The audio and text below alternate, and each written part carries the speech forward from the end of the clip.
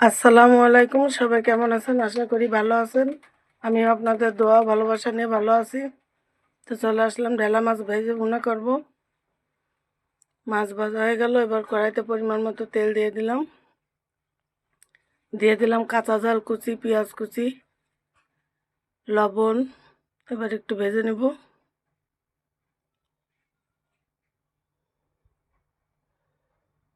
দিয়ে দিলাম টমেটো, রসুন বাটা, লবণ। এবার পরিমাণ মতো দিয়ে এবার আরেকটু মশলাটা কষিয়ে নেব। দিয়ে দিলাম হলুদের গুঁড়ো, মরিচের গুঁড়ো। মশলাটা নেড়ে চেড়ে কষিয়ে নেব।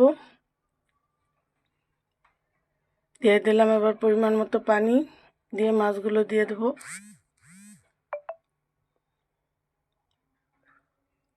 এবার দিয়ে দিলাম ধনেপাতা কুচি।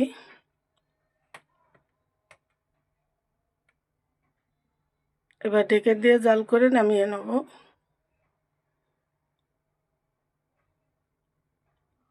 তো হয়ে গেল, এবার মাছটা নামিয়ে নেব। সবাই সাথে থাকার জন্য ধন্যবাদ।